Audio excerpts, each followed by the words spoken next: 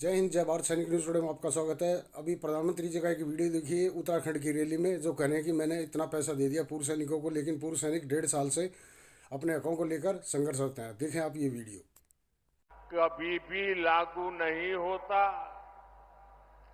मोदी ने ये गारंटी दी थी और इसे पूरा करके दिखाया। ये कांग्रेस थी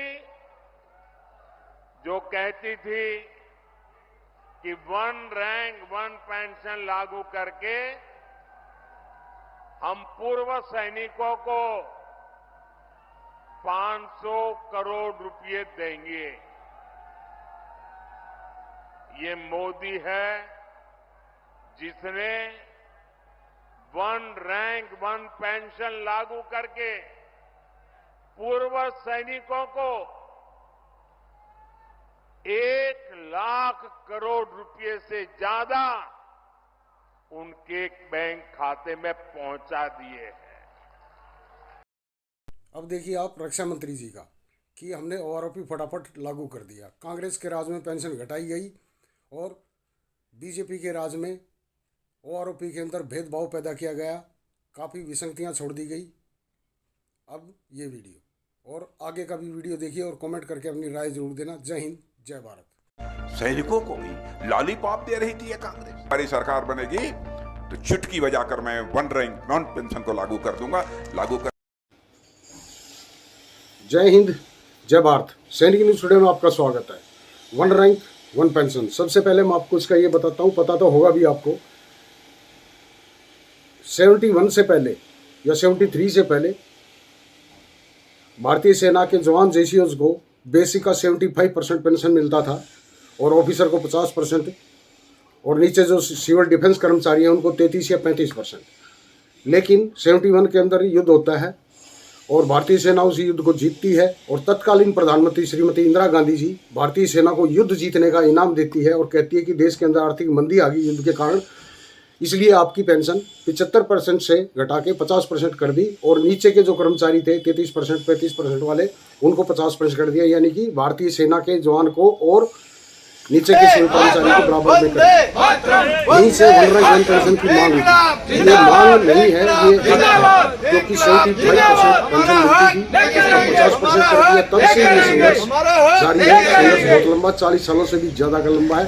लेकिन 8 नवंबर 2022 को एक अलग मंच बनता है जवान जेसीओज का, और जवान जेसीओज अपने हक के लिए संघर्ष करते हैं, जगह जगह रैलियां निकालते हैं और इस संघर्ष को जारी रखते हैं। 1.5 साल हो चुका इस संघर्ष को चलते हुए, लेकिन सरकार ने इसका कोई जवाब नहीं दिया। जबकि भारत के जो अभी तत्कालीन प्रधानमंत्री हैं श्री नरेंद्र दास दामोदर मोदी जी, जहाँ भी जाते हैं, जिस भी रैली में जाते हैं, वो कहते हैं कि मैंने 50,000 करोड़ रुपया दे दिया 1 रैंक 1 पेंशन का, 60,000 करोड़ दे दिया। किसी रैली में जाके बोलते हैं 80,000 करोड़ दे दिया, किसी में जाके बोलते हैं 90,000 करोड़ रुपये दे दिया।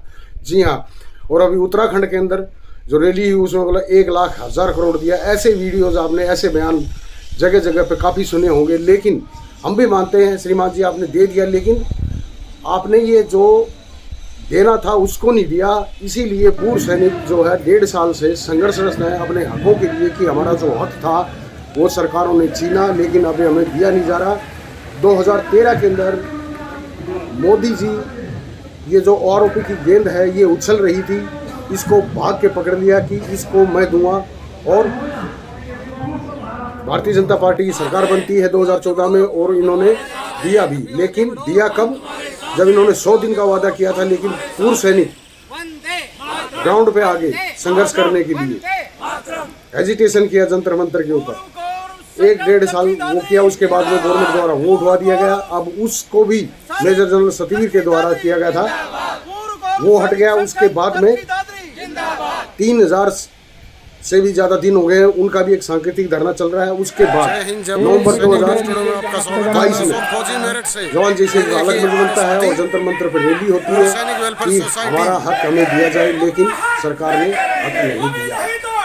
फिर 20 फरवरी 2023 से ये आंदोलन सांकेतिक रूप में जंतर मंतर के ऊपर कंटिन्यू चला। अब ये बंद हो गया है क्योंकि 144 धारा का हवाला देते हुए कि देश के अंदर भी चुनाव है, आचार संहिता लगी है, इसलिए लेकिन पूर्व सैनिक जो है जगह जगह पर मीटिंगें करके, जगह जगह छोटी छोटी रैलियां करके अब भी अपने हकों की लिए संघर्ष लड़ रहे हैं।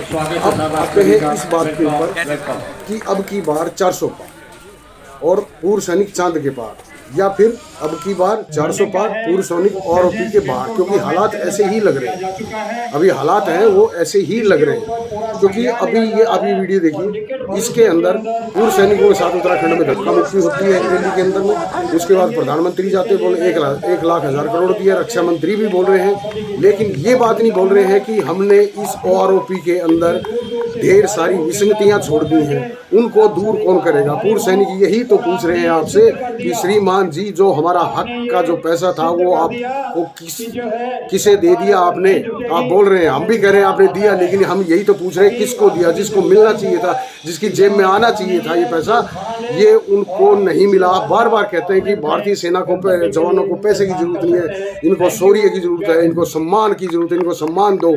आप सिविल पॉपुलेशन के अंदर भी जाके बोलते हैं कि जहाँ सेना की गाड़ी दिखाई दे, जहाँ सेना का जवान दिखाई दे, उसे आप सलूट कीजिए। श्रीमान जी, खाली सलूट करने से काम नहीं चलता है, इनका जो हक है आप वो भी दिलाइए ना। आप वो क्यों नहीं दिलाते? आप उस बात को क्यों नहीं कहते हैं कि ऑफिसर्स के लिए ये योजना लागू ही नहीं थी, क्योंकि ऑफिसर 60 साल की नौकरी करता है और होशियारी कमेटी ने इसमें साफ सिफारिश की थी और साफ इस रिपोर्ट में दिया था कि ये जवान जोशियों के लिए है जो कम उम्र में सर्विस करके रिटायरमेंट हो जाता है, जो 32, 33, 35, 38 साल की उम्र में रिटायरमेंट हो जाता है, उसको इसकी ज़्यादा ज़रूरत है। और आपने तो फरीदाबाद की रैली में भी कहा था, लेकिन कोई फायदा नहीं, 1.5 साल से ज़्यादा होगा, लेकिन कोई आपके पास रिपोर्ट हर चीज़ की पहुंचती है, इंटेलिजेंस आपके पास रिपोर्ट पहुंचाती है। क्योंकि अभी एफबीआई की रैली थी जयपुर के अंदर, वहाँ भी इंटेलिजेंस वाले आए, रैली किस ये मीटिंग किस लिए कर रहे हो, क्यों कर रहे हो, आगे क्या करोगे?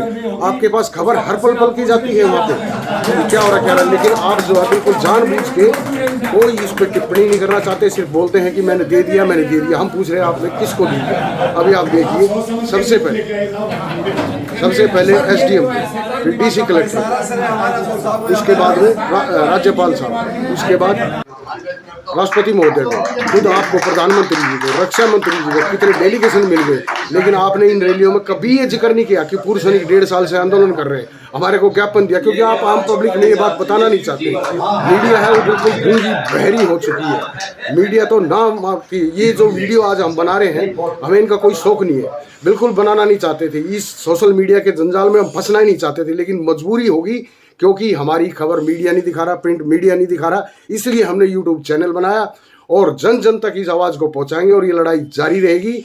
और आप लोग कमेंट करके बताइए, आज जो भक्ति करते हैं, मेरा जो है भक्ति और आस्था से, मेरे इस वीडियो से किसी की, मेरे शब्दों से किसी की भक्ति को, किसी की आस्था को ठेस पहुंची हो तो माफ़ी चाहूँगा, क्योंकि भक्ति करने वालों को आँख अभी भी नहीं खुली है। भक्ति हम भी करते थे शुरू में, जब प्रधानमंत्री जी आए थे, इन्होंने 370 हटा दी, 3 तलाक कर दिया, सब कुछ बहुत अच्छे अच्छे काम कर रहे हैं, लेकिन वन रंग पेंशन का भी कर रहे हैं, वो लागू कर दिया, रक्षा मंत्री भी जैसे कर रहे हैं, लेकिन लागू तो